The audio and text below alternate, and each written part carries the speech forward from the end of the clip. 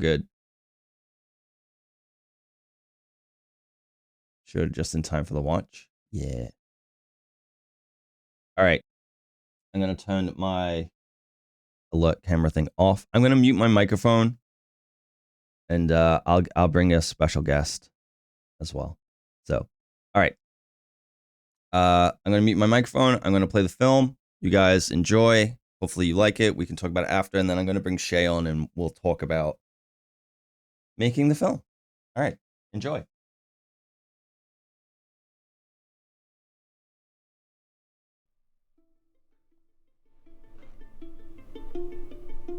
Shay, can you come help me finish setting the table, please?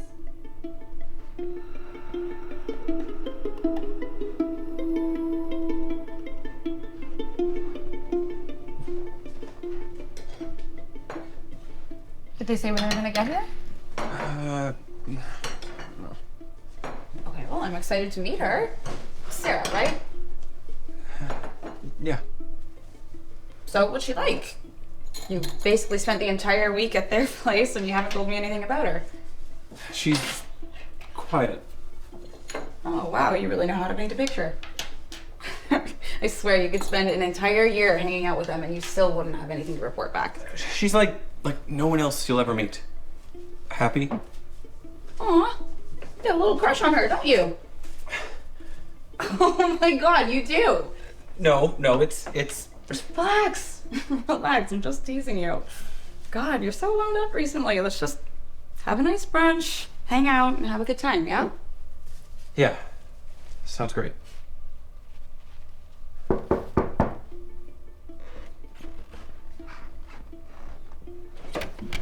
Hi. Hey, sorry we're late. Someone wants to make a good first impression, so we had to stop grabbing you something. Oh, that's so thoughtful. Yeah. Thanks. Shoot, I left it in the car. Oh, sorry. Sarah, this is Danny. Danny, this is Sarah.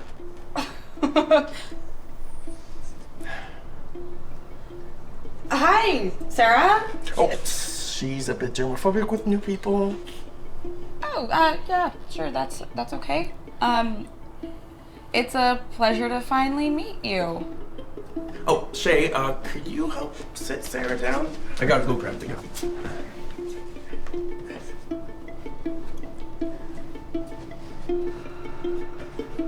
Are you fucking kidding me? What? What? You forgot to mention that she was a stuffed doll? When I asked you what she was like, that wasn't at the top of your fucking list? Didn't think it was relevant. Got it. Oh, that's lovely. Thank you. Thank you, both of you. Why don't you and I go to the kitchen and get everyone a drink? Sure.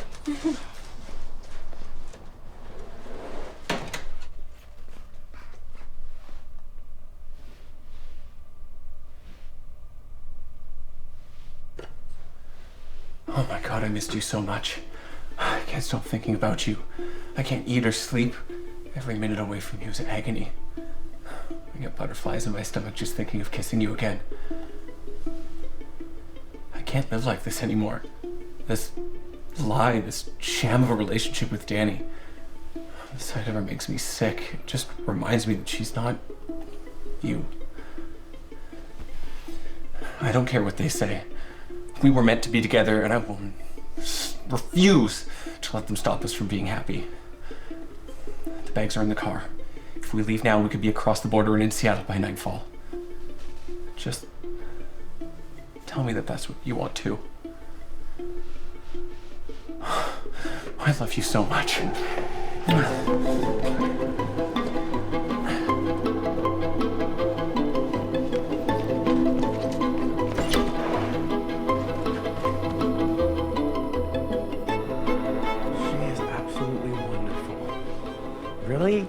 Really listens to me. I've never had that before. Mm-hmm. Yeah, I can just talk to her and really express myself without any fear of judgments or criticisms from her. That's so nice. Yeah. Oh, you've gotta be kidding me.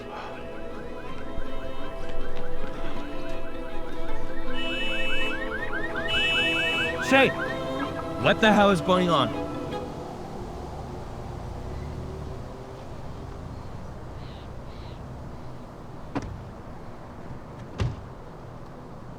Oh, Christ on the cross. Sarah!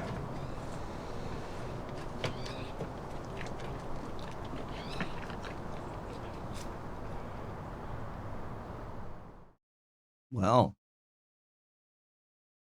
that's our film, everyone. What? You didn't like it?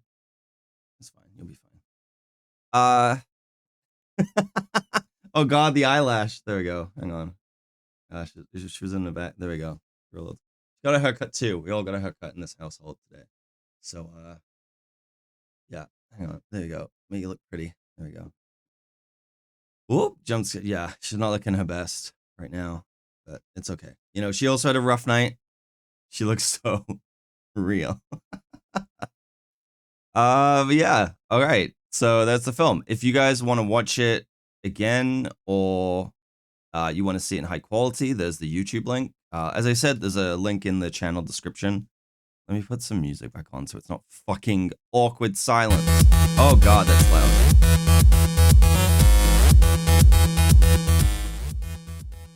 All right, that's more of a jump scare than Sarah.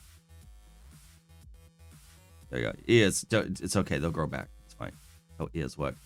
Yeah. So that was the film. Rude much? You're still at work and you so. I know, right? I know. Selfish. Why are you at work? It's a stat holiday. Don't do it, Pyro. Don't do it, Aqua. Don't work on it. Hey, Fubi. How's it going? Hug? Do you want to hug this? Do you want to hug Sarah? She has the neck of Meryl Streep in Death Becomes Her. Like. Yeah. Oh, yeah. Yeah. Look at that. She got the buccal fat removal as well. New emote? Yeah. Well, you know, still has Shay's kisses on it, so. The fucking eyelash thing. I'm so sad. Oh, God, no. Robin, that would be your favorite. That would be your favorite. I don't know if Shay's ready or anything. The dress in the scene. The dress from the scene with. Yeah. Well, no, when she falls and breaks her neck.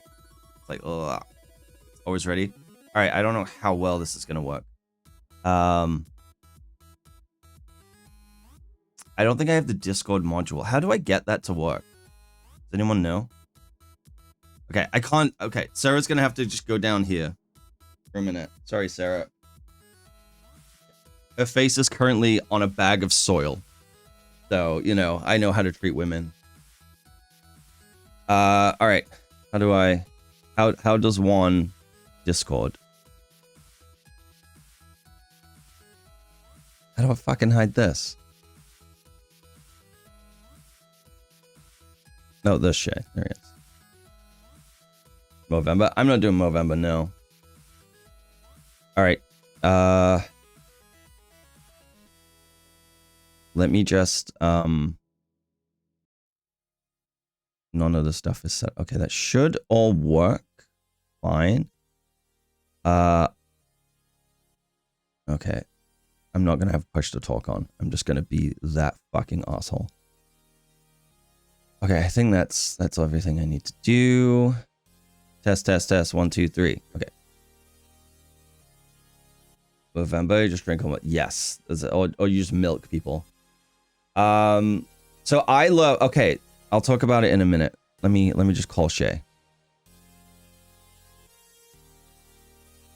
Shay, do you want to do video call or do you want to just do audio? It's up to you. Let me pause the music. Video's fine by you? Okay. Because then I might have to make a new scene or something, but okay. All right. Hopefully this works. Hello. Oh God, you're not on screen. Hang on. Oh God, what's happening? Wait. Shay, can you hear me? How do I? Oh, even better. Pop out.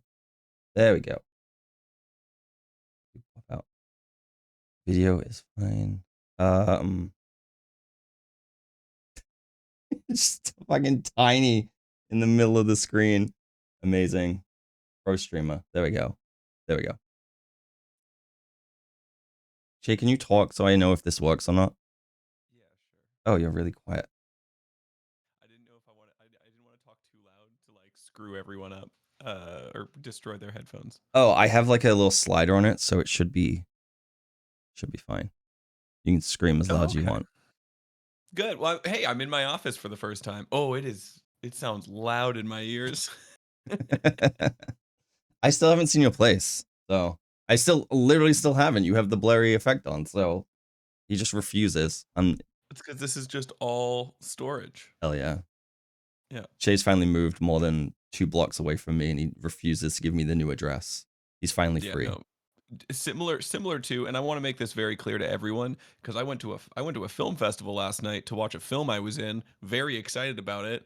Showed up, we get to check in, and the director gets all of the stickers to let like anyone who was a part of it, you put like the sticker on. It says like what movie that you actually got to go. You were like, oh, what movie are you part of? And there's like a little sticker so you can network and talk to people. And the director of my film chose not to give me a sticker, but gave anyone who requested it, who wasn't even a part of the film. And let me tell you, I was so mad the entire time.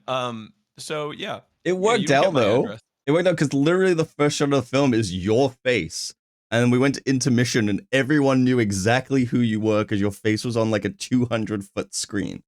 So you know what? I think you came out on top out of all of this. What was great is that I almost accidentally wore the exact same clothes. And that would have been perfect. That actually would have been amazing. Just cosplayed as your own character. Yeah. No, that's perfect. Yeah. So we figured we can just like either answer questions or just talk about like how we made the film as well. Because Shay was a big part of the process of getting it done. But also for your insight too, because what's funny is, not that I didn't send him the link, but Shay refused to watch the film until the screening. So he saw it for the first time in a theater with like 300-400 other people. And so because of that, I didn't send the link to anyone else on the film, like and the actors or anything. So they all got to see it for the first time. Steve is telling you that your beard looks good. Oh, good. I was about to shave it. Thank you, Steve. Yeah, it was actually really fun because usually, obviously, anytime we've done this, even if our films, even if your films are going to be shown, I'll probably I'll watch them beforehand. But it kind of just it came out, and then for some reason, I remember we filmed it. We were filming that day, and it was like near the end of the day, and we were watching one back because you were like, I think we have the take. It was this take, yeah. Yeah, and you were watching it back, and I remember everyone crowded around the TV, and for some reason, I just didn't like it. I knew I didn't like what I guess there was something about it that I was like, no, I just didn't feel right, whatever. And so, but everyone was happy with it, and I was like, okay, so I'm not gonna watch it because I can't. I for some reason something about it caused me to not enjoy my take, and so I didn't watch when we were watching it back. And then when you were like, okay, we're done, the film's out, it was even funnier because I was like, okay, well, I'm not ready to watch it yet. And then I had a trip coming up, and then I was moving, and yeah, the next thing I knew, I was like, I haven't seen the film yet, and I was really nervous to tell you because I was terrified that like you were gonna be like, oh yeah, what did you like? You know, how do you think it turned out? And I was like, I hope he doesn't ask me anything about it because I felt bad.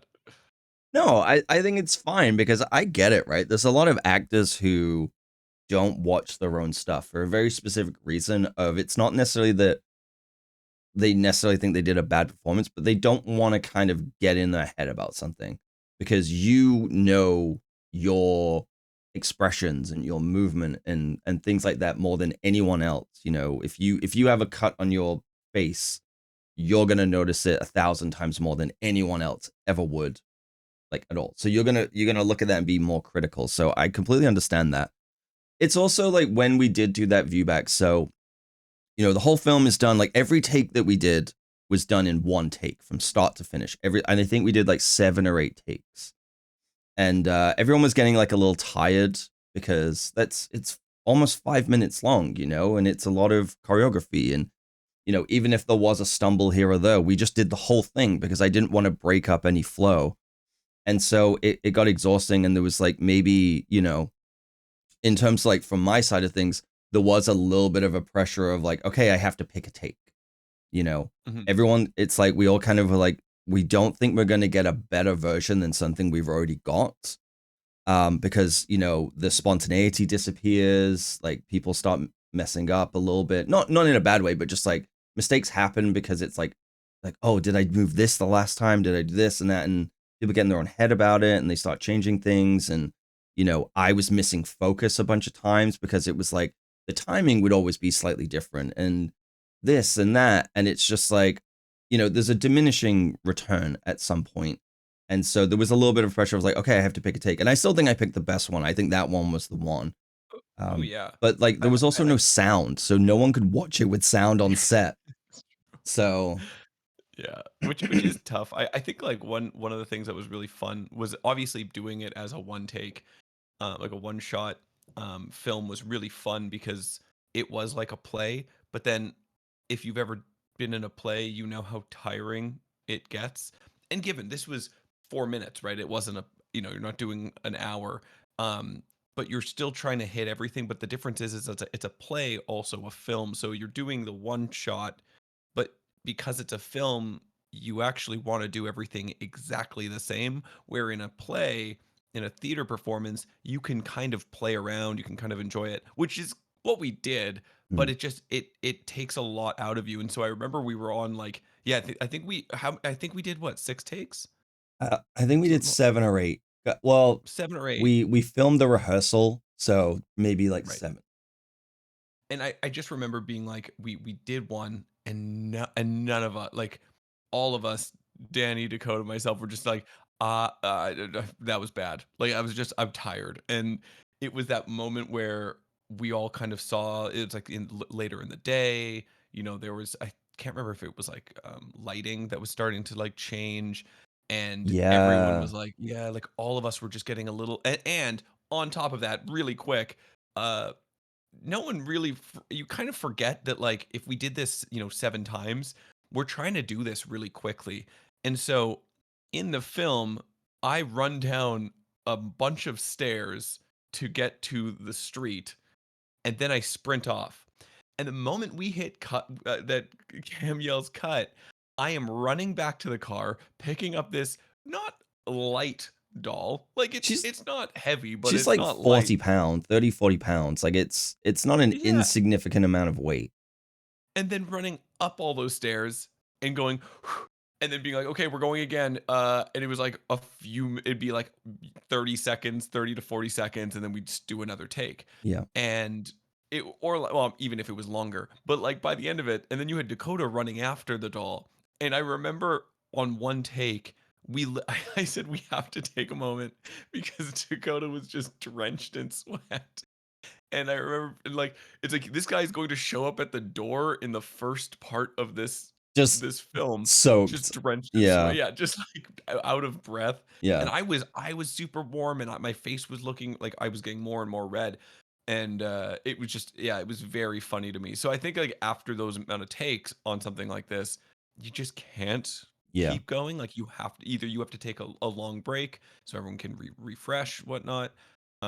Which but it was yeah, yeah, which we couldn't do because like, you know, that we filmed this at the end, right at the beginning of October or end of September. Yeah. And so it's like daylight started to go away. So by the time we were getting the later takes, it was like 4:30, and the light, it was like getting darker, which meant that we had to start lighting inside more. And like one of the stipulations with the whole film was that you're only supposed to use gear that can fit in the trunk of a Prius. So we couldn't use a lot of light. We couldn't use like a bunch of camera, like this, that, and the other.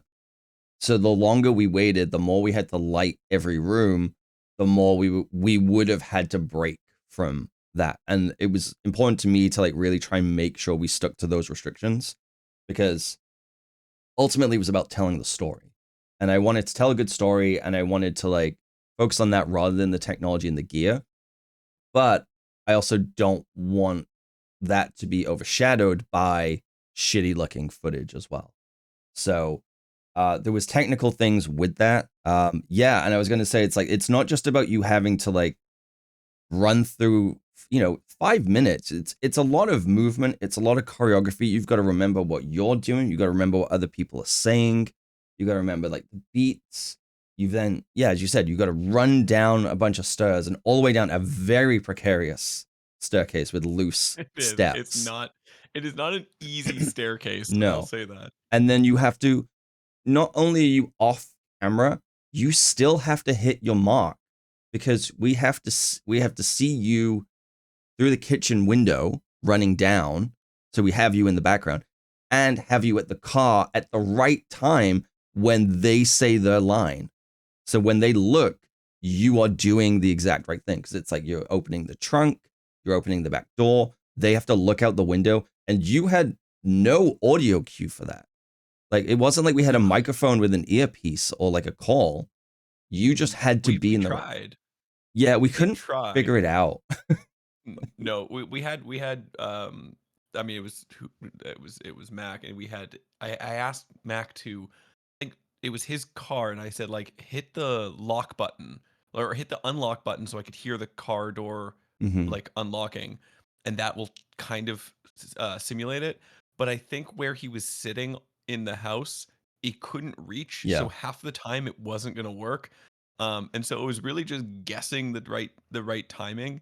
And I remember a couple takes where I think he unlocked it too early, and so I was doing stuff in the trunk, closed it, and then I run around to the back door, and I was just sitting there with this doll's legs up in the air over my shoulders, as I'm kind of just moving it around, and it really looked like I was just trying to have sex with this doll in a car in the public street.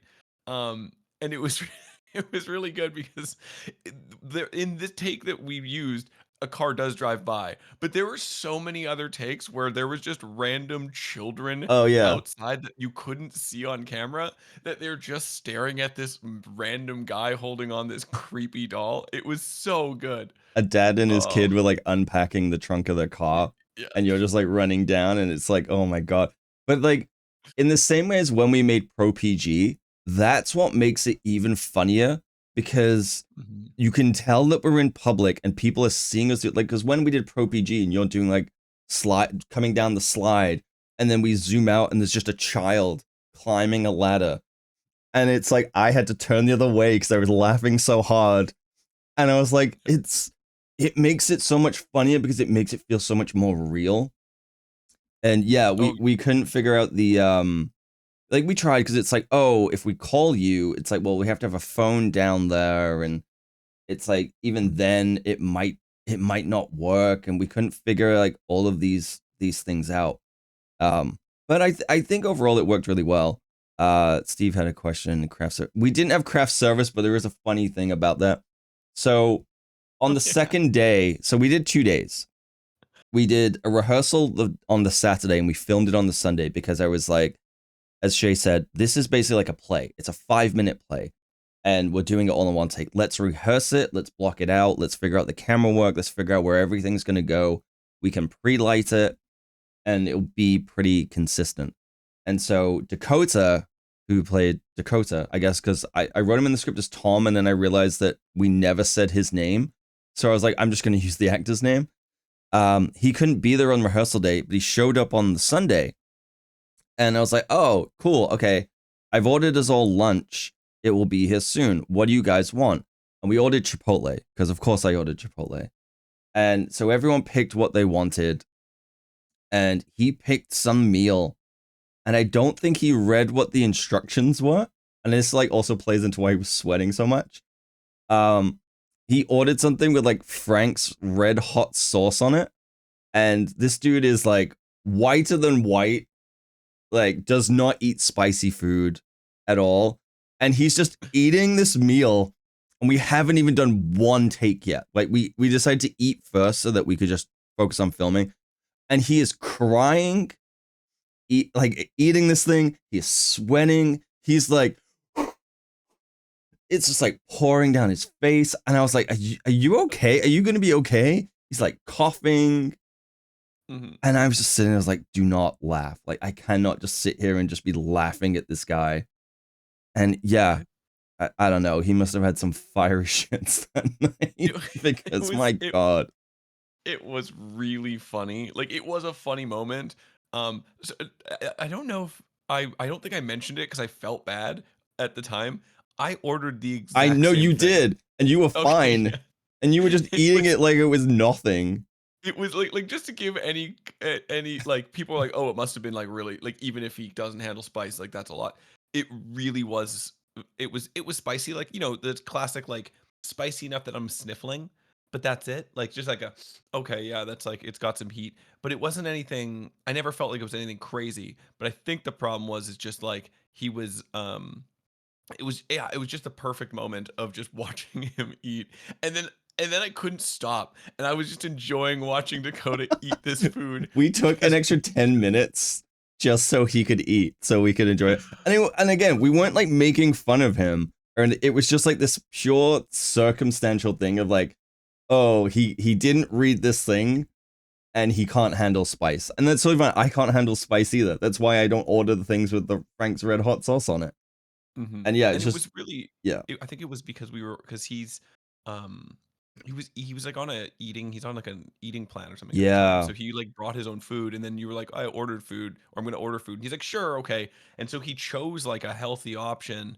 It just that one option that had like more protein than most also had a lot like had hot sauce. And I just thought it was great. Yeah. It was such a good moment. Oh, it started off. You know what it did? It really helped start like the filming because it was just this funny moment that it's like, oh, I feel so bad for Dakota, whatever. But it just kind of broke the ice Yeah. overall, for everyone. So it was quite nice. Because like we worked with people on this that we haven't worked with before. Like we'd worked with Danika before on The Collector last year, and that you were talking about that yesterday, where it's like she came out and helped us on that film, and she basically sat there for like 5-6 hours until like 5 a.m. when we got to her scene, and her scene basically had like one line, and it was like, "Who wants champagne?" And then she dies, and and it's like she was like such a good sport about that, and I was like, okay, I was like, I really want to include, excuse me, sorry, I really want to include her in this, and we did, and there was a bigger part, and she was like really really excited to be part of it because I think that we've been talking, she'd fallen a little bit out of love with acting for a bit, and to make something that was more fun, lighthearted, everyone was super supportive. We were all like in the same boat and having a good time with it, and like the end result everyone was really happy with, and I think she was really happy with it too. And I don't think she often gets to play roles like that. I think in not always, like she does play character roles a lot, but I think she gets a little typecast in some ways, and I think that playing something that's a lot more, she got to play like the straight man, if you will, in this, and everything else is crazy. I don't think she often gets to like play those roles, and I think she nailed it. I think she did a great job with it. Like it's funny because we've talked about this before when we first worked with her on The Collector, because that was a time where we were like you working trying something bigger team, some union actors and things like that. And so Danica being a union actor is always cool, having a pro there, like kind of having a pro there who is in films, is in TV shows. And it showed just her skill set and her ability was so like it was just so clear that she knows what she's doing and she just sits into it. Like the second we did like even the rehearsal, it was just like, oh yeah, no, like she's just good. She's just good at it. She's just naturally talented at this and it was just so easy. And she made it so much better. She just elevated everyone else. Yeah. If there was like if there was an act like a problem or if there was someone messed up a line, she'd just work around it really like it was so quick with what she could do. Yeah. Which was awesome, which was just a really fun thing to do because it's also like from the actor's perspective, it's great. Like I've a lot of our films, because we didn't really have a lot of people that we knew in the acting like in the film industry, it was just me, which is cool, don't get me wrong.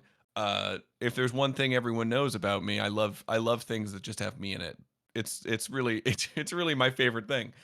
No, but but in all honesty, like I've always been hoping that we do more stuff with other people because one, it's great to like meet new people that can be in these films. There's like finding actors who just suit roles better than hey Shay, you're just gonna be this guy. It's like that would never work. I would never play this well. Yeah. But now being able to find other people who can do it. And then yeah, just meeting people who like, oh hey, if you ever need help running lines, if you ever want to just like rehearse on, do whatever, do scene work just to keep, practicing, getting better. And that was just such an awesome thing. And like this, for some reason, like last time, the collector met a lot of cool people who we ended up working with again, which is great. And then with, this one, Danica's also being able to work with Danika again was really great. Meeting like Dakota was a super fun. He's a fun guy. He is such an energetic guy, and I thought I was, and then I met Dakota and went, no, no, no, this guy is happy and like just having the best day always. Yes. Because he also traveled like 4 Oh my hours to get On there. public transport. He took like 3 buses from the other side of like Langley, which Yeah. is to drive. Put it this way, if you drove in a car fast, it would take an hour. Like Mhm. we didn't start shooting till 12. He left at 8 a.m. to be there. Yeah, he just loves it, and Yeah. it's to me that's the passion that you want in people Yes. because it's like they're just there to because they want to be there, Yeah. and Also, you I can just tell want I because just wanted to say I'm not an asshole. I did offer to like get him an Uber there and back, and he said no. I'm not some like I didn't make him do this. I yeah, offered it, and he said no. He was fine to do it that way. And then mhm, I think yeah, Danika and Noland gave him a ride back to downtown so he could get like a direct train or something back, which was great. yeah, Yeah, I don't want it people was. thinking that it's just like sweet. Yeah, travel for 4 hours and you have a like a side part. It's like no. I was gonna say because I forgot. I did see the message that Captain Quench said, which was could have been avoided if David was on the case with a barrel of beef stroganoff. God. That's a deep cut of my old roommate was a craft services guy who only ever made fucking beef stroganoff. And when I lived there, no matter what, this is a fun story. It has nothing to do with this film, but if I'm okay with telling it, I will tell it because it's Please great. do. I love it Is that always. I lived in a house um for a little bit and my 2 roommates and one of them was craft services and he's like I make so much food. I bring it home at the end of the day if we have leftovers, so like you're more than welcome to eat it. And so for like a month and a half moving in, aside from streaming at the time, I had no job, and at that point, I had also like stopped streaming a lot. So like, I really had no money, and so for like a month and a half, I was like, well, I'm just gonna eat whatever he brings home from films. And then about a week in, I went, the only thing he makes is beef stroganoff, and so every day for about a month, I ate beef stroganoff. And no matter what, Captain Quench, Cam, they would come over, they would open this massive fridge that we'd have at that house, and it was just filled with beef stroganoff. It- Specifically, like giant Ziploc bags of it. yeah, yes, It yeah. was, and the worst part is he wouldn't even eat it. He would just order No. Domino's 3 times a day. Yeah. And, It and was then it would be left in there until someone else threw it out or ate it. So there would be stroganoff Ziploc, like bags of bags of stroganoff that have just gone off and they're just sitting there that he's not going to touch. It was he was it was an awful. experience of a lifetime, and I to this day I chuckle about. I have Yeah. so many stories from that house. It was great. No, it was crazy because it's like not only was he like craft service, he was also the first aid. But then you'd Mhm. see how he handled food. Like that time where he made something like stuffed bell peppers and he took one Oh yeah. and then he left it on the counter for 3 days. Like Oh, all of are the you other. talking about the butternut? No, the what Yes, was it? The the squash? squash. Yeah. The squash And where he he left it what on was the it? Was a I can't remember which one it was. It was like it was like a pumpkin, it was like a butternut squash or something. I don't yeah. know. He was making something specific and he put it on top of the stove, like not cut, like not prepared. He just laced it there. It's like, yeah, I'm gonna make something. and then it was just there and it for a week, and then it just started rotting. Yeah, it was Like, so and it bad. was just like, what the fuck? Yeah. Oh, the And the pierogies. burnt Oh my pierogies. god. Yeah. First time I'd ever eaten pierogies, and it was that, and I was like, never again. Yeah, you literally were like, I have no desire to ever eat pierogies again, and I'm like, oh, what a terrible thing, because I feel like that's like the perfect. You would love I them. would, and I saw like Steve was making them on, like, you were posting that you were making them on Instagram the other day. It's like, fuck, they look so good. Because Yeah. like Steve made me when we lived in the apartment together, he came over and made me that borscht, something like the beet Yeah, stew. yeah, yeah, So fucking good. So, yeah. next time eat the food from the people who are from the place that food comes from, and not some Yes. random guy who's into puppy parties. So many stories. Not enough time though. Much. Um, Yes, please make but that yeah. special. Yes, please. Yes, yes, yes, yes, Anyway, we yes. kind of digressed off topic though to David, but it gave me a chance Uh, to bring Sarah back. That's I do. Well, speaking of Sarah, I don't. Did anyone see you with Sarah last night? I put the mask on for like a second, but I didn't put it anywhere else. So I think we should have taken a photo at Yeah, there with Sarah's mask, but yeah, Cam did bring Sarah's face that's, that's why it's all to the fucked up. film festival, and it was the creepiest thing ever Yeah, because it was just in his pocket. Like it yeah. was just this folded up face. Oh, it was such serial killer vibes. You were just you had someone's face in your pocket. Aqua, this is the interview with Sarah. She's a very quiet woman. Did you not watch the film? She's quiet. Oh, before I think what did we did have a voice for her. I can't remember what it was though. Is yeah, I don't know. Nolan and I made a voice for her. Sorry, she's still a little hungover, drunk. Yeah. That's what the one thing we didn't see is the take where her face just slowly falls Oh off. my, yeah. And I have to pick her face back up and go, oh, sorry, oops, and then I just continue on as if nothing went wrong. I would love to use like a take like that, but it was one of those things where it's like it it becomes where it overrides the story of what's happening, because I think everything else is funny enough. Like I always think of this is random. I was thinking of the film Horrible Bosses 2. And I know that's like such a specific thing, but it's like that film, they did the first one and it was funny and they do a lot of improv and things like that. But in the second film, there's like a story happening and then they're just breaking character just to make like jokes, improv Yeah. jokes.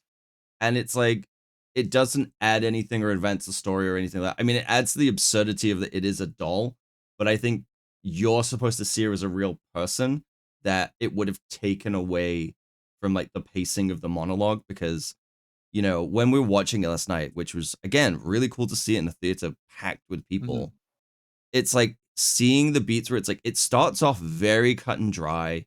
No one's like laughing and like everything. The couple of people chuckle when she appears, when Dakota brings her out. And I was like, good. I was like, I don't want people laughing at that bit, because it's kind of like, oh, that's kind of weird. Oh, where's this going? And then it's the twist that it's about you and the relationship. That's when it gets people. And the bit that always makes me laugh is when you bring the hand up and just like lock fingers and you don't break for a second. And every single person in that place burst out laughing. Yeah. And I loved that. And then I think a detail, because like Pyro, you picked up on it. I'm gonna put this down because it's fucking heavy. Pyro, you picked up on It it. was Pyro. Yeah.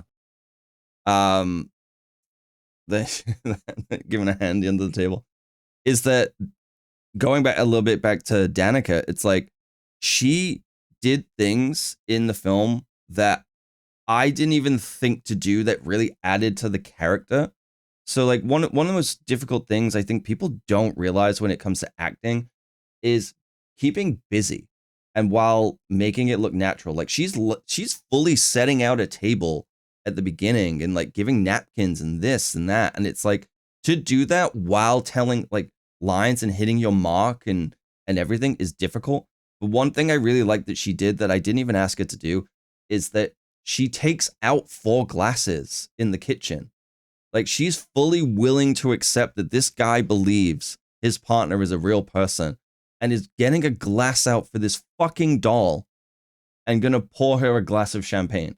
And you're all gonna have to sit there and pretend that this is real in her mind.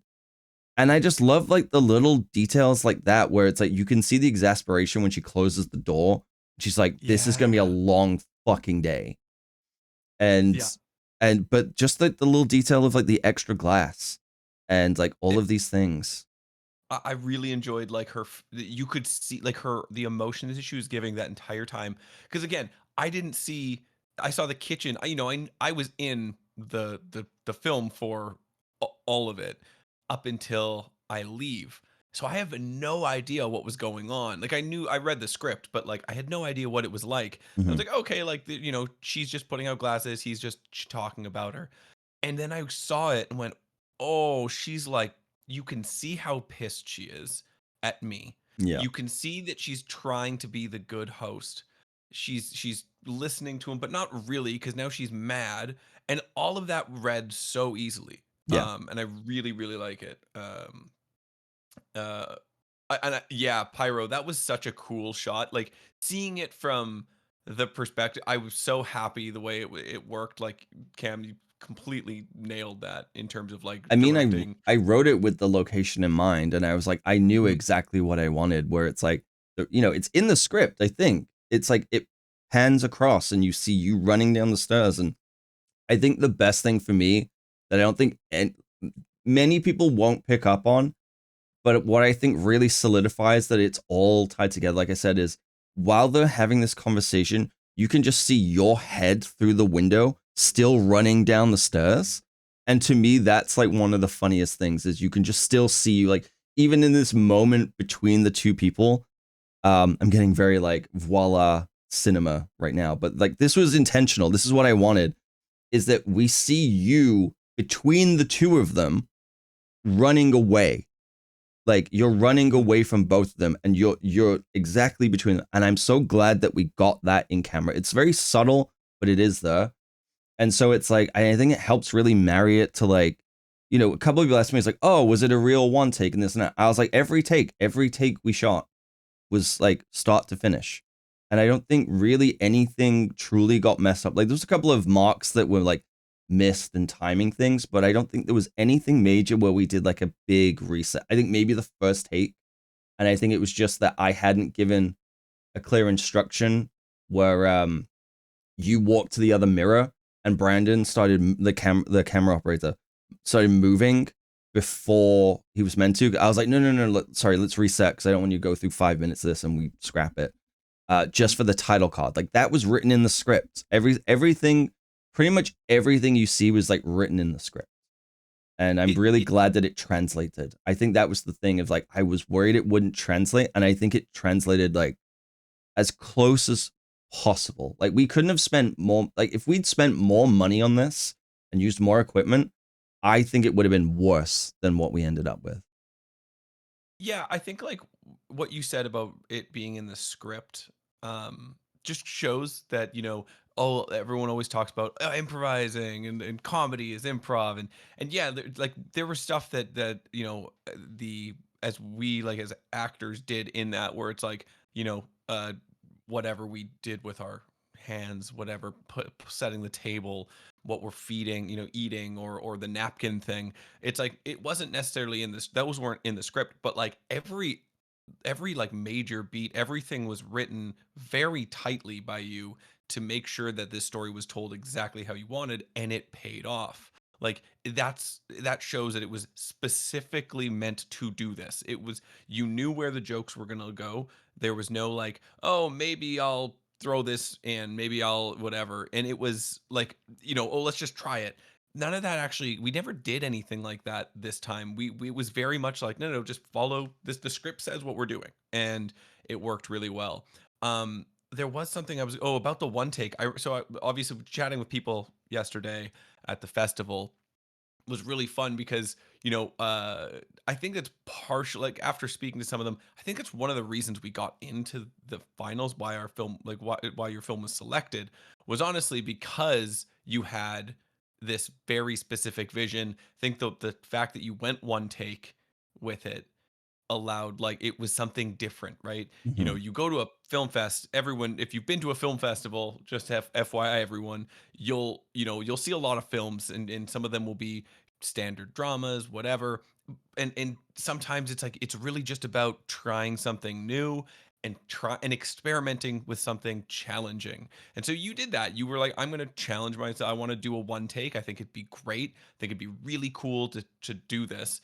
And then by writing it around this story, you were able to create something really cool that then was like, it was good. Don't get me wrong, the writing was fine.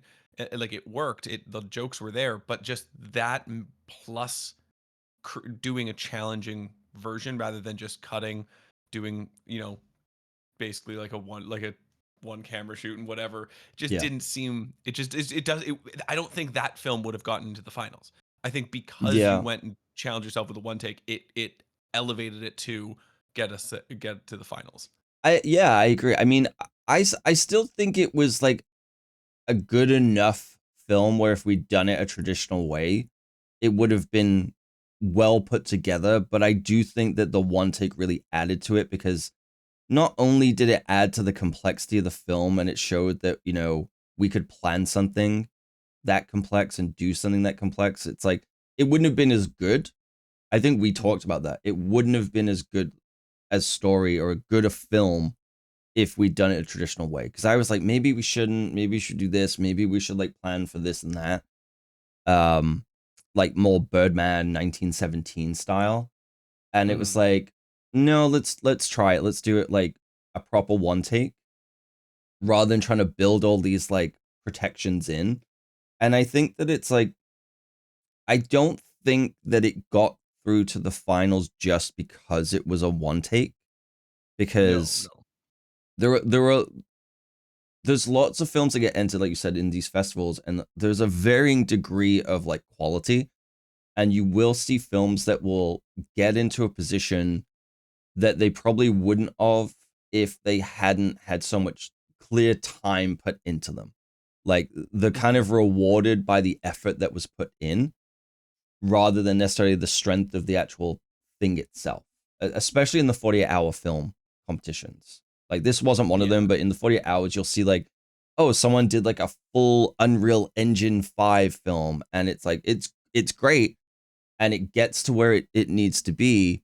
But it's like as a story, it's maybe not as strong as they could have made it. But the effort, like the amount of effort you would have to put in to make a film like that in 48 hours is why they kind of advance. And it's like, I didn't want to make something like that where it only got in because it was like a technical, well done thing. I think that it was because the acting was really good. Everything just worked really well together.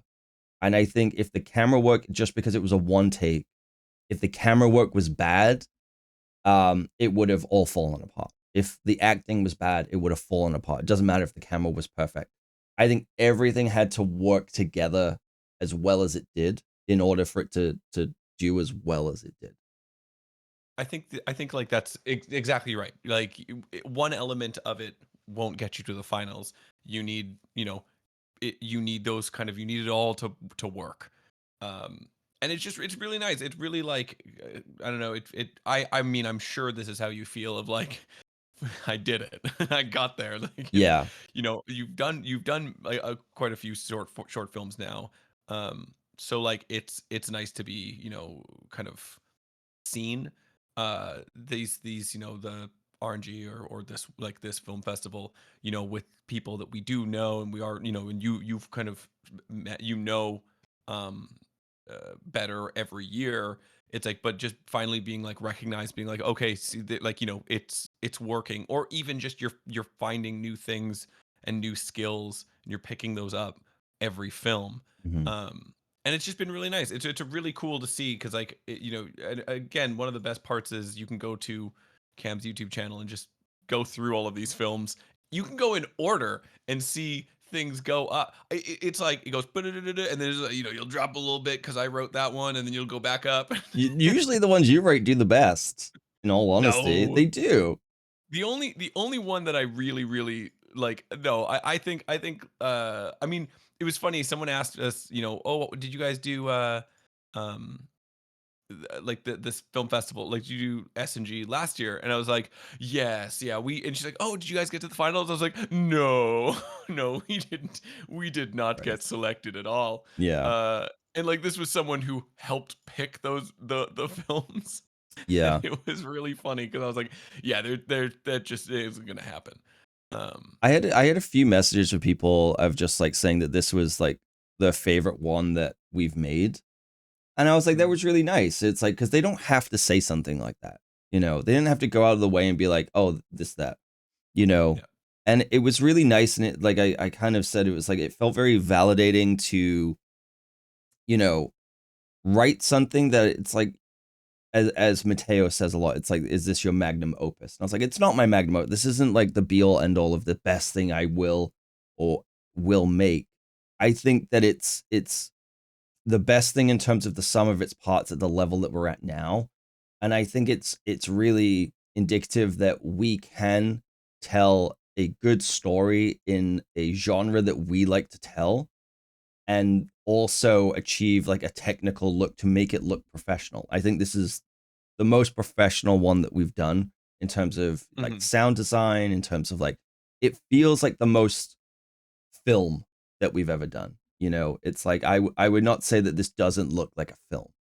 And so it's nice and to see that of like people enjoying it. It's like, okay, this is the type of stuff that I want to make. And you alluded to this yesterday too, of like, anytime we've tried to make something that we think will do well in a festival does really badly. But every time we make something that we want to make, which is usually comedy and usually a little like absurdist, it does really well.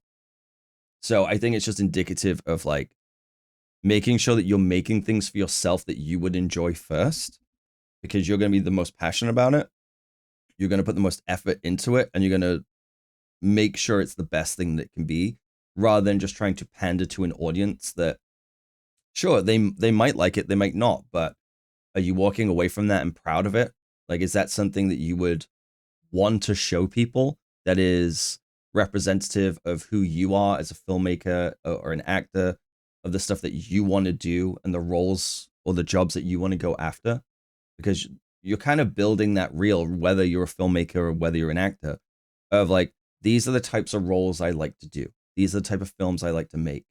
Because I've been watching stuff about like, commercial filmmakers, commercial directors, and they all say it's like, do you want to make beer commercials? Then you should only make beer commercials. You should hone and craft your skills to do this, because no one is looking at you if you're making, I don't know, comedy milk commercials.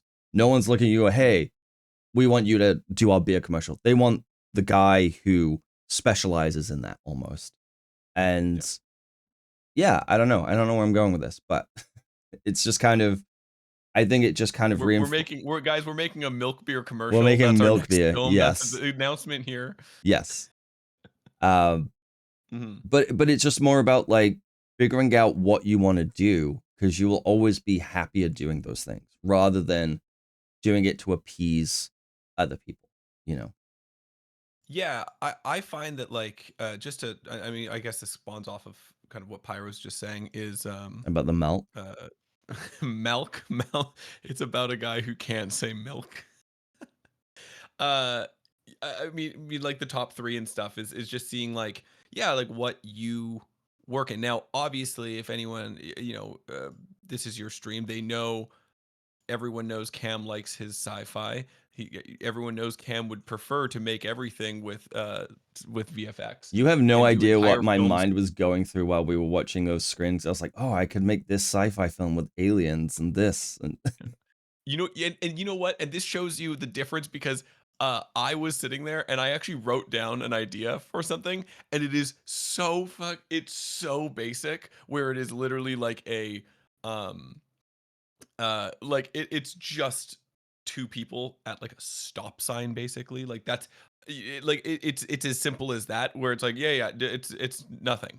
And that's also because our we work in different things. You're you know, because you have abilities and skill sets to kind of actually build that if you had the time, Mhm. of course you're going to think that way. Like there's a reason why I think Transference did so well is because you actually, you know, there's things that you're like, this is stuff that I really enjoy. And Mhm. so being able to create something like that, it's the other reason why you're good at comedies as well, is because you understand comedies. You are funny, you are a funny person. So by knowing that you're funny and you are good at writing jokes, it works in that same avenue where it's like we did like, yeah, not drama, but like, you know, a little bit more like serious kind of the nostalgia one. I was like, eh. Honestly, like, and I wrote, You wrote it. and I was like, I wrote it, and I didn't even like it. I was like, yeah, it's good enough. Let's get it in there. But like, Yeah, that was for a sake of it almost. Like we just wanted to make we wanted something. to make something with an iPhone. Like we Yeah. wanted to use no gear. Again, like, and I'm sure many of you know this by now. Cam has mentioned this, I'm sure, before, is like a big part of these films has always been trying something new and trying to challenge himself in some way, whether that's less gear, more gear, bigger bigger teams, smaller teams, and in this case, like a challenge of how it's shot. So like if you look through all of these, there's always something that he is trying out, um, which is a way to build off of it. And then you find those pockets. You go, oh, I'm good at this style. I'm good at this, and I really like these, and I'm good at that. And then you go, and I hated doing this one, so I'm never doing it again. And it just works that way. And so like I think it's really cool. To see that. And so, you know, when I see like a top three that's like Transference, Collector, and the Guest, that makes perfect sense to me, honestly. And I agree with Pyro because the Transference miniseries, like Transference, I loved. I remember reading that script and being like, yeah, I'm in. Like I Well, that's what love it's the idea of it. that's what it's supposed to be. Yeah. That's the whole thing of like I wanted to make a proof of concept of it, and I want it to be like a series. Like I have it mapped out in my head, but it's that sitting down and writing it and everything. Mhm. And I want to do those things. I would argue that my top three would be Transference, Pro PG, and The Guest, because I think The Collector was one of those ones where it's like I like the film, but I think it just feels messy because I wish that we hadn't made it for a 48-hour film festival. I think we should have made that almost as like an SNG instead. Yeah, where we've kind of, I mean, I was saying this yesterday and you kind of agreed, where it's like we've been talking about like the festivals and whatnot and like which one, you know, you'd want to enter in the future. And then we kind of said like SNG is kind of great for that because you have more time. It's not a 48 hours, so you're not coming up with it. 48 hours are awesome when you just get to work with some random people and try to create something.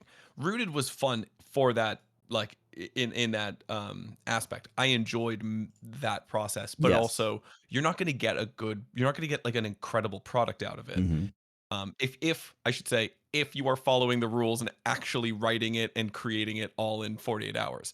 If it's already planned, different story. Well, But also a there's- lot of teams are also professional writers and everything as well. There's yeah. a difference between like us who do this fun, whereas people who work on film all day, every day in those roles too, right? So there's Mhm. like you do get that eclectic mix of different people with different skills. But yeah, it really depends on where your strengths lie. And I don't think that my strengths lie in the 48-hour film. I think they lie in just taking my time and figuring out what I want to do. Yeah, totally. 100% agree. And I will also say I agree with your top three. I'm pretty sure I'm the same top three.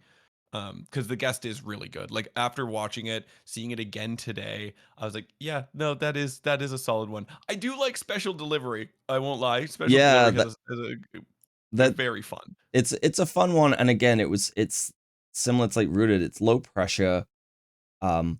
We shot it in a couple of hours. We had an idea for it. I think, yeah, it's like you said with Rooted, it's like I enjoyed making that, but it definitely like it was more just like we wanted to make something. And we had a group of people to make something, and it was a fun process. But the end result, it's fine. It's a serviceable film. It does what we Yeah. needed to do, but it was more just like we want to make a film. It was actually just like I bought these new lenses. Can we make something with it? more than anything Yeah. else. So, which Yeah, we and used. that is totally worth it. Yeah, and then we used the same lenses on the guest. So I'm like, yeah, it worked out. You know what? I figured out how to use those lenses, and it paid off. Like, you know. Yeah.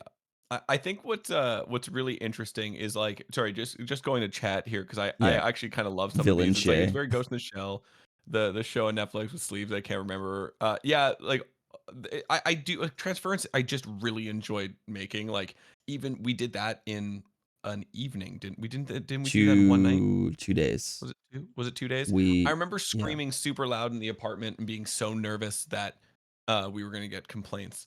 yeah Um, but yeah we lived with then a I lot of NIMBYs at the time. So oh wait, but then I found out our neighbors are really weird and invited me in one day when I was trying to like leave and go in the elevator, and I just sat there for an stretch. hour with him while he talked about the environment to me. Oh yeah, he was an Um, environmental scientist or something, right?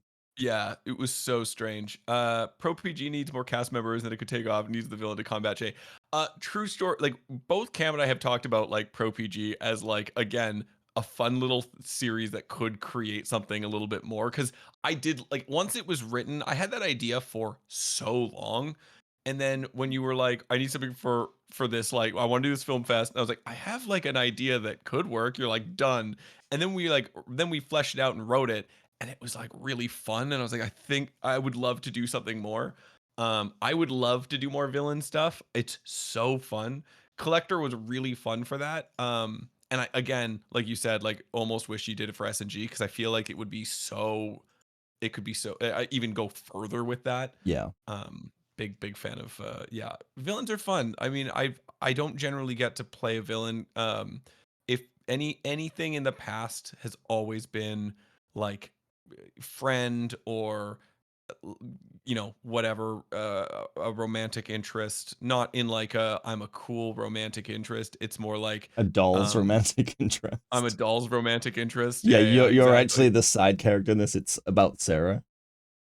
You know what's so weird? The other day, like this must have been probably a couple months back. No, like a month ago, I found an old YouTube video of like an old like short film I did. I didn't even remember making it. Like sorry, it wasn't mine. It was but it was a film, like a short film that I did, and I had no idea I was even in it. And I was like, what is this? And I'm like watching it. I'm like, it has my like I'm cast in it. I was like, what the fuck? I clicked it. I don't remember anything about it, but it's a bunch of people with like like we're all holding picture frames in front of our faces.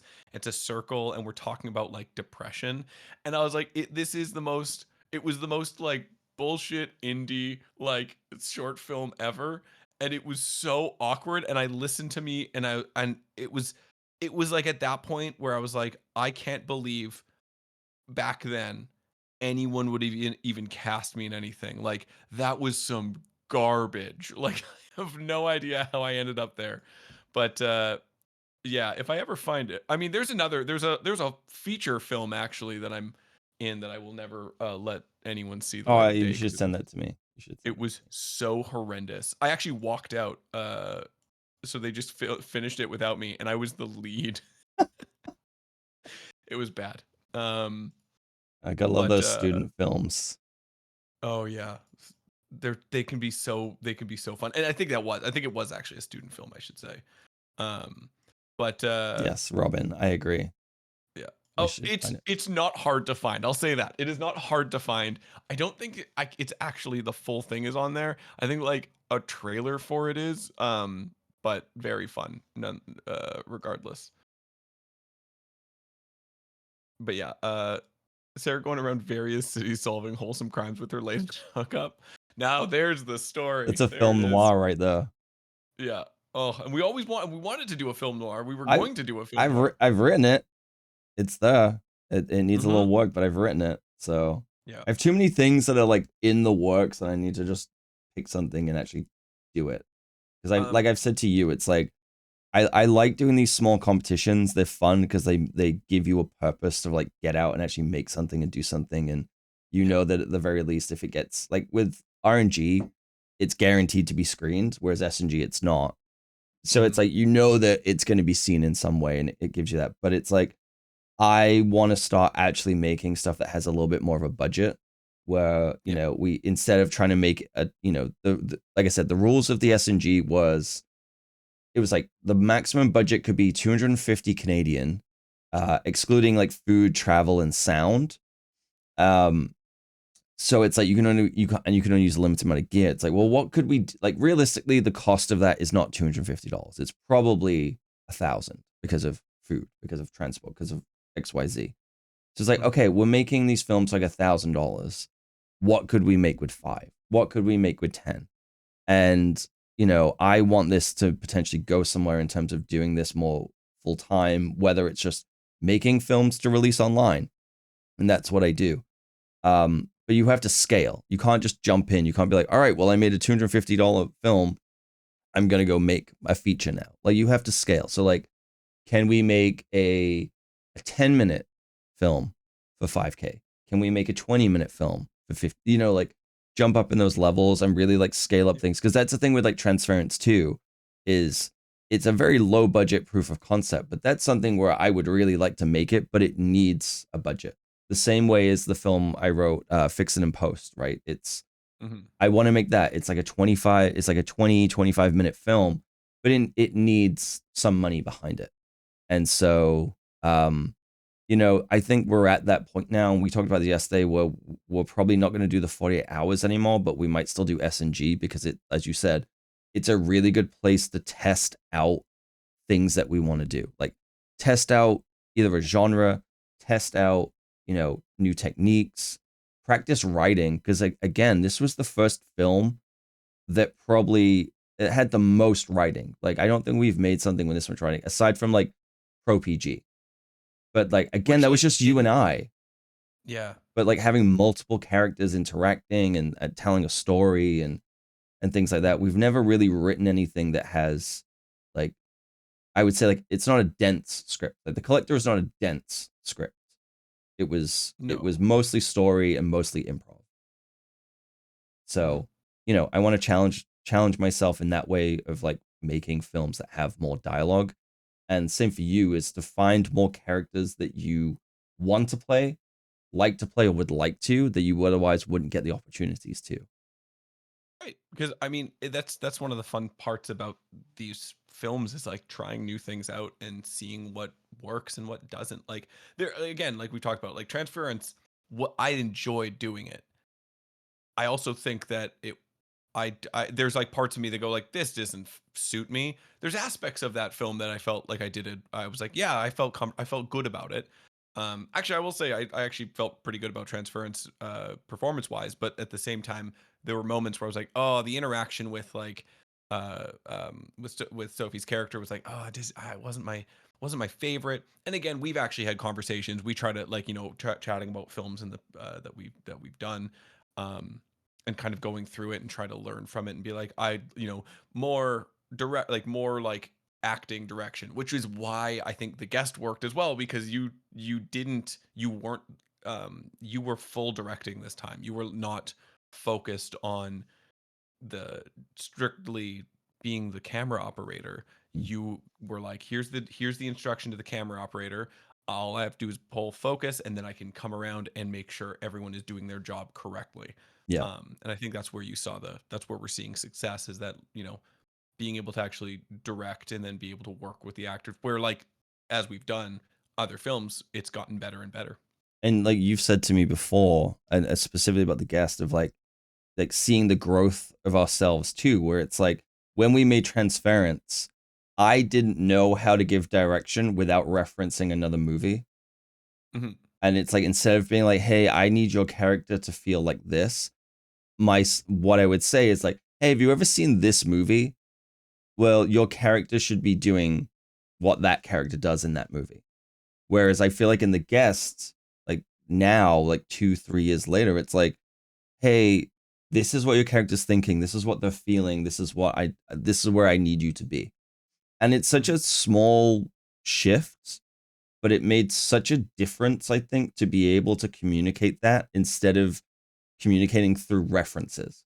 Because Well, yeah, well, because you were kind of talking in like, yeah, like referencing movies is great, but like we on Transference, Sophie had no idea what movie you were talking about. Exactly. And then with this film, with the guest, you were able to go like, here's the stakes, here's what, like, not being like you're supposed to be sad or you're supposed to be angry. It was more like your boyfriend, your partner, uh, or rather like your partner didn't tell you that this surprise. It's like you were, whatever, and it's like take that and see what comes of it. And then Danny goes, okay, and then you get that performance. And so being able to like come take a character and see it, and even from the actor's perspective, like being able to know what your characters like to know a little bit more about your character, which this film had, allowed a lot more. And I think dialogue helps there too, where by having a lot more um, dialogue, we were able to kind of build off of that and have characters. Hmm. And it was great. Yeah, it was really great to like be able to do that, and then seeing that growth has just been exceptional. So it was really fun. It was a really really fun experience, this film. Yeah, and like I agree with everything you're saying there, where it's like communicating what the character is going through and letting you come to that conclusion is so Mhm. less restrictive than me like you said, me saying you are sad, and it's like, no, you're the wrong type of sad. I want you to be this. Where it's like, how do you like giving you ownership over the character? Like, I'm definitely more hands off when it comes to the performance, and it's like I don't necessarily think that's a bad thing. I think there's definitely things I need to improve on, but I don't think it's a bad thing because I think that by being too specific, it's too restrictive to you as the actor, because you might do something that is unnatural and therefore weakens the performance.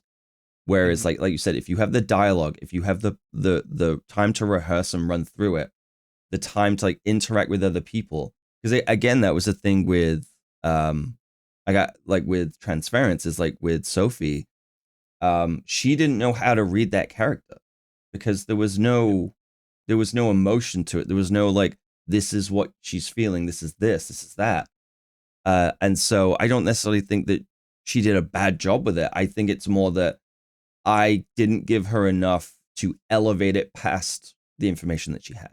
Like, I still really like that film and I really like what she did in it, but she was kind of working in the dark, right? And the same with you. It's like, oh, well, we've worked together, we've made stuff, so you just know what I want. And it's like, no, that actually is not true at Yeah. all, because it's like, how would you know? We're making a sci-fi film where I have a specific vision in my head and you're just playing a character. It's like you don't really know the character's motivation, you don't really know what's going on. Mhm. You can't just like Well, figure that out. well, we've talked like, and that was like the thing that we talked about a bunch, and like I used to say, where I was like, I want to fully go through character. It's like I don't want to do films where I get the script the day of and go, all right, let's do this, because it's like I don't get time to do my best work. Mhm. Um, and so then like you kind of started this process of change there, where you were like, okay, yeah, I'm gonna write a script and get it to you, and then you can kind of start that. And that's what, like, again, everyone had the script for the guest ahead of time. Yeah, there's going to be changes to it, but like it allowed me to like actually build out my own bio for this character, and went, yeah, okay, this is how I'm feeling this character is going to be. um and it really helped. It really really helped compared to when we had I'm trying to think of other ones, any of them, where it was like trying to figure out, oh, this is what we're gonna do, um, and then just go for it. And so it's like, I like, a lot of characters, a lot of actors try to, you want to be a different character. A lot of times, you're just playing yourself in a different way, but it's really fun to be able to do that. Collector, very different than, Shay in The Guest, or um, I mean, Shay and Peel, or I'm pretty sure my name has been Shay in almost every film. Yeah, including this one. Which I don't get me wrong, I actually love. It's a very like Judd Apatow kind of like, I'm just gonna write their fucking, I don't care, just write their names Yeah. in, because it doesn't really matter, No. to be honest. Like, you're playing a character, whatever. I was gonna say, there was one I don't think it doesn't matter. I can't remember what I was gonna say. Well, even like Uh, what you were just saying there about with playing different character, like in Rooted, where we had Carly and Lynn, they were saying like they always play the opposite character, like they always play typecast characters, where mhm. Lynn is always like the sympathetic friend in this, and Carly always plays like the bitchy character or whatever. And we switched them around, and I was like, oh, because in my head I was like, yeah, I typecast them in those roles, and we switched them around, and I think that it was the best decision because Lynn is really funny when she's like asking for money, and you suddenly realize that they're drug dealers, they're not his friends, and I think Yeah. she did a really good job with it, and it's like, oh, it kind of opens your mind of like not everyone just because of the way they look or the way that like going back a little bit to what I was saying about the beer commercial, it's like you don't have to be stuck in that typecast role. Like people can expand out of that. But it was interesting to have her do that because I think we got a great performance from that because she finally got to do something and she put a lot more effort in because she really wanted to have a good time with it. 100%. I think like being able, especially with these short films, being able to allow the actor to try something, right? Mm-hmm. It's there is a gamble there, you don't know what the payoff's going to fully be until it happens. And I remember you being like, when we were writing Rooted, and that switch happened, and I remember how you were like, I just don't think I think I should just tell them we're going to switch it back. And then you kind of kept it, half of it because these people just agreed to be in a 48-hour film and you don't have time to recast them anyways, but also, and like there's an aspect of like, oh, shit, whatever, and like just letting it happen, and then it works out because Mm-hmm. they're finally given the chance that you're giving them that chance, and they absolutely crushed it. Well, that was the thing is um we brought them in, like everyone except for you is like an mhm. acting student that our friend Mac introduced us to, and we had never met before at all. Like they, Yeah. aside from one Zoom call where I was like, "Hey, this is where we're meeting, this is where we're filming." We didn't know any of them, and Lynn came in and was like helped us write it the night of, and then the next day we made it, and it's like, oh, so like you have to like have realistic expectations with stuff like that, and I think that they all did a great job with the fact that they've never really acted in stuff before, the students, and they came and they really tried, and I think that it was a really fun experience, and it was also again fun for you to act with different people than we usually do, or just different people at all, and make something that is a little bit more like it was a little bit more of your typecast or your stereotyped character. And I think that it's like, from that, I think that it's like, yeah, I get why you're casting this, but I actually don't think that's where you thrive. I do think that you thrive more in character work that's not that. And I've Right. so it was like I finally got to see you in a role that you're typically given. And it's like I think that you're good in that role, but I think you're better when you're not playing that role. And that's really interesting to me because that actually opened up me as like, oh, well, then I can write other things for you now. And I don't feel like I have to write it to this stereotype. I can just write stuff and I know that you will find a way to get there. Yeah, no, first off, thank you. That's very kind. And I do think that like like the typecast.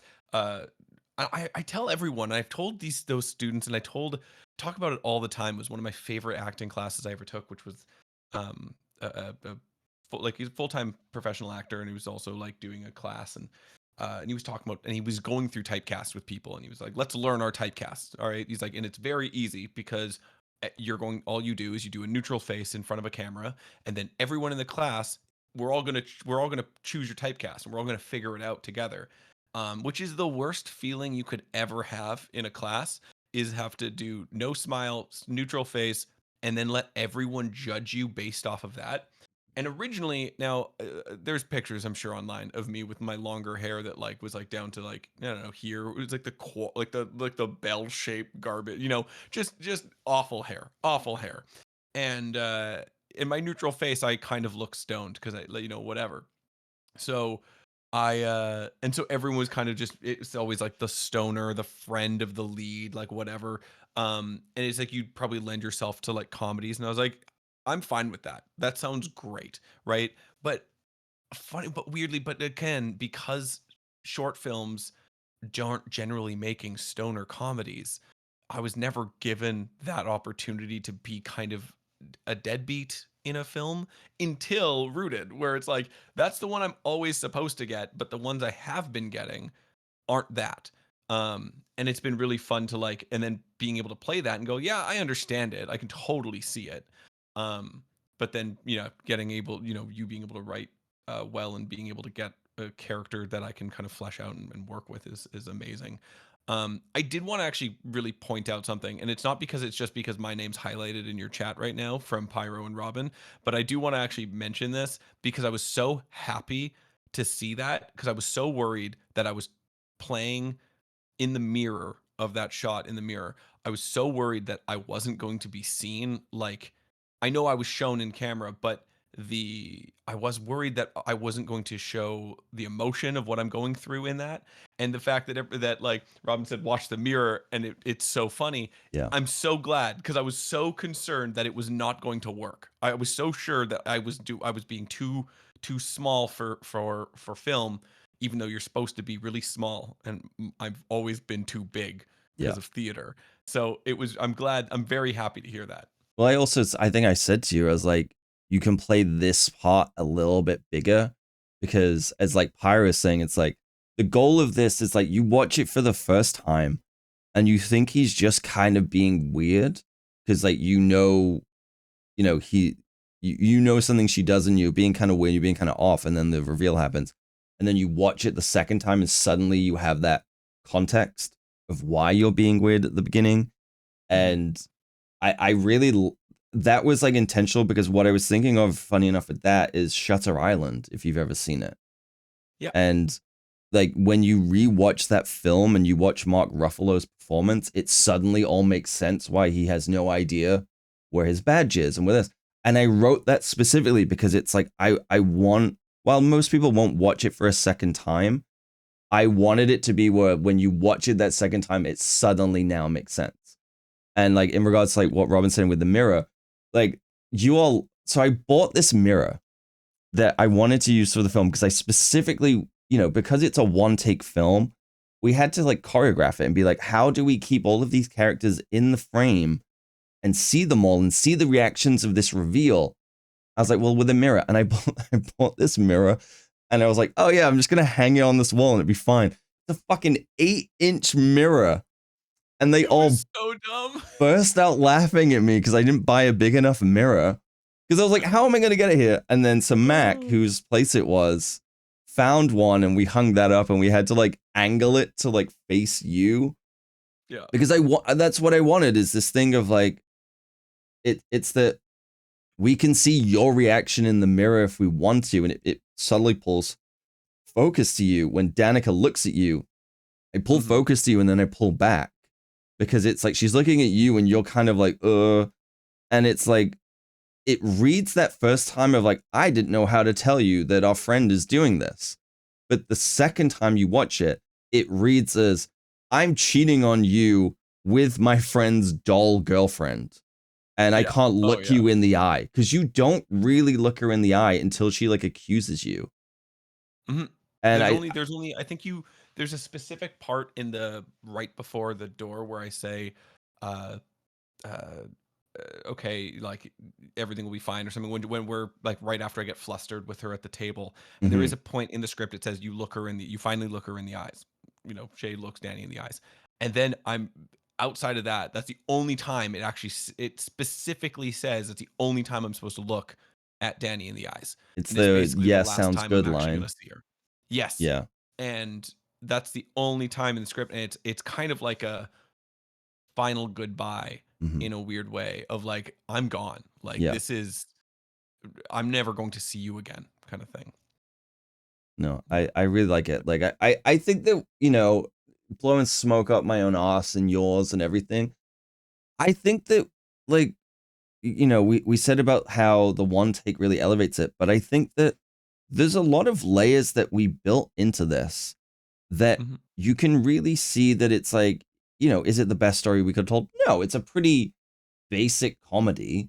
It's all about the delivery of the monologue more than anything else that makes it funny. And like I said, you don't break character when you're interacting with this thing.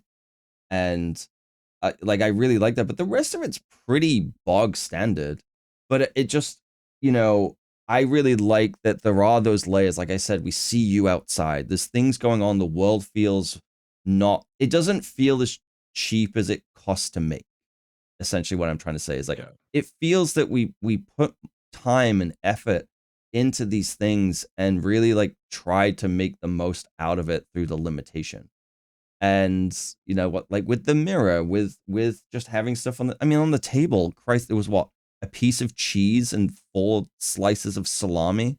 Like, we didn't exactly have a high budget for props on this, but you don't really see it. And it's like, but I think that we made it feel more real. Like, I'm not gonna put this on the level of like a professional comedy sketch, whatever, but I could see something like this being part of a show, like I think you should leave, in the sense of like production value, and I don't think it would stand out as like something's off.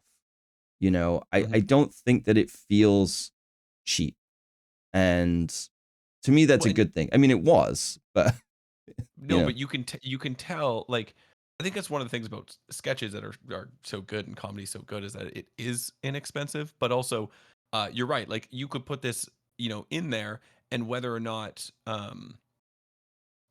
there was, like, if it was in a sketch show, like just placed in there, and the characters were played by whatever, exactly the same, whatever, like shot the same, whatever, it would still be a good sketch. Like, and that shows last night when, a massive crowd of people were laughing at exactly the jokes and exactly where you wanted them to laugh.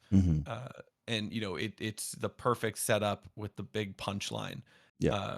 And even the punchline not being that it's a doll, but the punchline is that I'm in love with the doll. Just, it played so well. And so being able to see that and everyone being able to experience that, it just shows that, it was, you're saying like, oh, bog standard, like is it a great story? It's like, it is a good story. It is a great story. It's funny. It worked really well. And it shows. So yeah, I really enjoyed it. The number of napkins exceeded the expected guests. Film ruined. Yeah, it was 1 piece of salami per person. Yeah, including the doll. I think we had, and you bought like the pack of napkins. We had like 180 napkins to use. I still have them. They're up here. Excellent. I kept them. Bye, Silvok. I should say, bye, Silvok. I should say, I did just get a message, and I do have to go. No, I was just gonna say, like, we've been chatting for like 90 minutes, and I think we've said pretty much everything that we can say about this. But yeah, no, I'm glad that we did this. I think this was good, because it's like, you and I haven't really ever done like a post-mortem of anything we've made to like this extent, and I think it's good to like, talk through those things and see what we like and didn't like. And it's great that we have people in chat to like ask questions as well, because it makes us think about things that we wouldn't normally think about, and I can take a lot from that and put it towards whatever we make next as well. Oh, your audio's on. Yeah, No worries. no. It was really fun. I'm glad we do this. Like, so, I mean, I should say we do a mini postmortem. Like, we'll hang out afterwards and we'll get talking about stuff, and we'll kind of go through the film and whatever. But like, we both said we really want to do a more official one where it's like afterwards, okay, let's go through it and like let's talk about it and stuff. And being able to do this was really fun, and also doing it with like chat was really cool. Just being able to like experience it, and then questions or even comments about it it was brought up. It was really fun. Yeah, and just be able to speak to things that people pick up on as well, which is always nice when you do add those details in and people do notice them and like, oh, I really like that. And it's like, that stuff's cool, because like, okay, I